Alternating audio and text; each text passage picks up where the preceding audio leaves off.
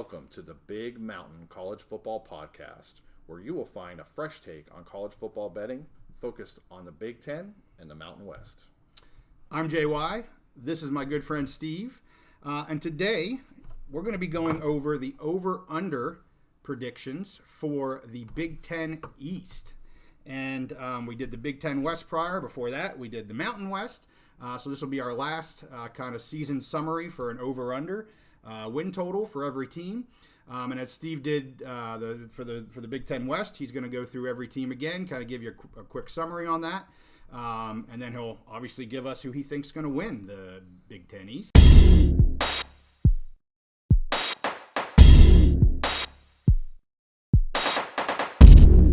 So let's start with Michigan.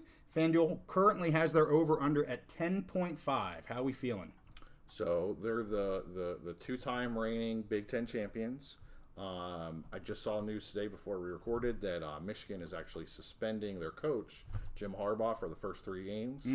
But luckily, the front half of their schedule is soft as warm butter. So I don't really think that's going to affect them. Yes. I like the over. I mean, 10.5, they're either got to win 11 or 12 games, but I like the over. I have them going 11-1. It wouldn't surprise me if they went 12-0 again, but I have them 11-1. Taking the over 10.5 on Michigan. And they get both Ohio State and Penn State this year.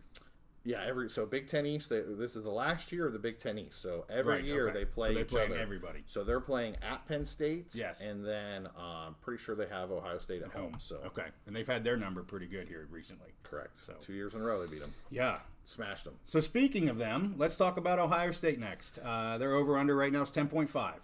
So here's the thing. Ohio State, they've had a top 5 recruiting class like every year for the last 10 years or so. Absolutely loaded with talent, entire roster up and down NFL talent. They lost a lot of players in the draft, but Ohio State, they don't rebuild, they just reload. Right. That's kind of an old saying, but it's really true with them. Talent all over the place. Again, like you said, FanDuel has them the over and under at 10.5. I'm going to take the over on them as well. I have them winning 11 games, going 11-1 this year. Sure. Yeah. That makes sense. I think those are, both likely picks. I'm not the Big Ten guy, but I think they're solid picks right there for those two teams. So now, Penn State, where are we at here? 9.5 over-under. How are we feeling? So, yeah, as I look today, you could still get 9.5 on FanDuel. For me, and again, like we talked about, obviously, I'm a Penn State fan, maybe even a Penn State homer, as we discussed. That's okay. But I look at this team, and the team is just loaded. It's deep. I was a big fan of Sean Clifford, but I absolutely love their new 5-star quarterback coming in, Drew Aller. They have a great 1-2 punch at running back. The defense is great. Their secondary is probably their best position group, but then also their pass rush, defensive end, and they got linebackers that can come and help with the pass rush. If your defense is going to be good, that's where you want it to be good, in the secondary and the pass rush. Sure. So, like you said, FanDuel has them they're over and under at 9.5.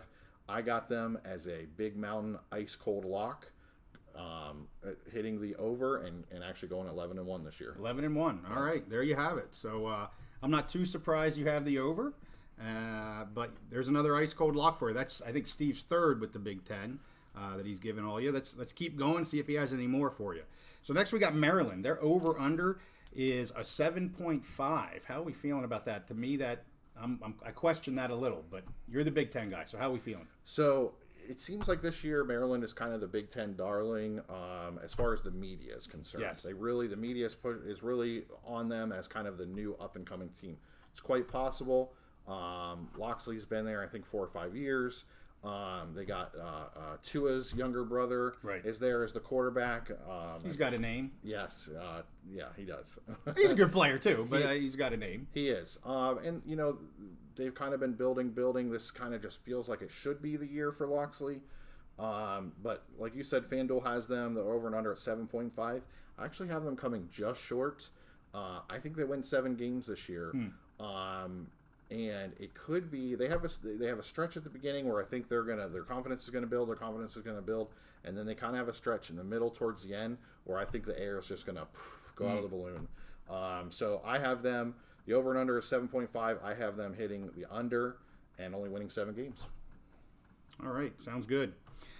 3 left here. We got Michigan State. Over-under on FanDuel right now is a 5.5. That seems low from a history standpoint, but how are we feeling? So Michigan State is generally a very solid team. They had a good year 2 years ago, really good year. They had some success in the transfer portal. They were one of the first teams to really take advantage of that transfer portal, bring in players in. They had some success right at the beginning. They signed their coach to a mega 10-year extension, all that stuff. Right. But, like you said, FanDuel has the over and under at 5.5. I have them coming up short. I see 4 wins on their schedule. Wow, okay. Another disappointing season, Yeah. and people are going to really start to question that contract for the coach and question their methods of, is the transfer portal really a way to build a team, or is that just kind of little additions? Right. So I have them Right. hitting the under. Michigan State under 5.5. Yeah, and maybe that's a whole other conversation, the transfer portal. But seems to me like a little bit more of a free agency portal for maybe some players that are on lower conference teams to try and move up, or teams or players that are on some of the bigger teams that aren't getting the playing time, and they can get a lot more playing time maybe at a Mountain West or a MAC or something like that. So a little bit more free agent like than it is a team building type of situation. I think that's a good point. You're absolutely right, and I would just make one more point, just kind of a comparison between them and Penn State, because they were both similar teams. They were at a crossroads. Michigan State decided to build their roster through the transfer portal. Penn State has built their roster through recruiting, high school recruiting, and they've just added 2 or 3 key pieces a year through the transfer portal. Right. And I see one team headed in an upward trajectory and Michigan State headed in a downward trajectory. Small sample size, but hey, it's a sample size. Yeah. So anyway, we got 2 more here. Rutgers, over under 3.5. Rutgers is terrible. They just are. They brought back their coach, Greg Schiano. He was successful there the first time. Right. I think that was back when the Big East was still around. Yeah. And he was real successul there. Went to the NFL. They brought him back, trying to capture that magic again. They do have some nice pieces in their recruiting class coming to help for other years if they keep him that long. But this year, like you mentioned, Rutgers over and under is 3.5, and I feel pretty good about taking the under on Rutgers. I have them only getting to 2 wins. 2 wins. Yeah. All right. And then Indiana, the same, 3.5 over under. How are we at with Indiana? Are we as bleak as we are with Rutgers? So Indiana, I like their coach. I think he's a good coach. They're in a difficult recruiting area. This is the last, like we mentioned, this is the last year of the Big Ten East. Right. It's tough for them. They're in a division with Michigan, Ohio State, Penn State, and you have up and coming team like Maryland, and even solid performers like Michigan State. Right. For Indiana, it's a tough place for them. I think they're going to be glad to get out of the Big Ten East. Like you said, FanDuel has the over and under at 3.5. I'm taking the under. I think they get to 3 wins. Okay. And there's the summary. So the last big question for you, Steve. Who do you have winning the Big Ten East? So it's kind of funny, and you and I have been talking about this a lot and kind of going back and forth. I see a 3-way tie with Michigan, Ohio State, and Penn State. I have each of them going 11-1, each of them losing on the road to each other. And then when you go through the tiebreakers, I've gone through this. You and I talked about the tiebreakers. I've broken them down 5-6 times. Right. And you get to that 5th, 6th tiebreaker, and comes down to their non-division opponent's record. Yeah. So and who knows with that? I did the calculations when I ran that through there. I had as the tiebreaker, I had Michigan just barely edging ahead, but 1 or 2 win totals changed for their common opponents. Right. So I'm just leaving it as a 3-way tie: Michigan, Ohio State, Penn State. I think this is the year that Penn State finally joins that top group. It's been Michigan and Ohio State for so long. Right. And honestly, and with Ohio State, I think this is the year that fans really start to question. Last year they were a great team. They actually came within 1 field goal of possibly being in that national championship game and winning. Yep. But they've lost to Michigan 2 years in a row. I think they're going to lose to Michigan again this year.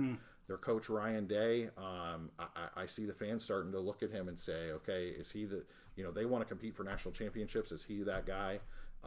And do they want to be the cream of the crop, or just right there in that group with Michigan and Penn State? So 3-way tie, all those teams, I have them as equal, and it'll be fun. It's going to be fun to see how they play out.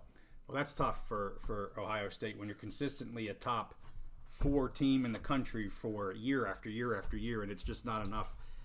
I'm not sure any coach could maybe get over that, although I guess you've got Alabama and now Georgia to a degree. I think they got some time until they can be called an Alabama, but that's a lot for any one coach to have to deal with. It is, and I think that the 3 coaches of those programs are going to be the 3 happiest people in the world, that the Big Ten East will no longer exist after this year. So very good, very good. So let's summarize what Steve just laid out for you, so you can see the locks, what his overs and unders are, and you can choose to make whatever betting you'd like to make.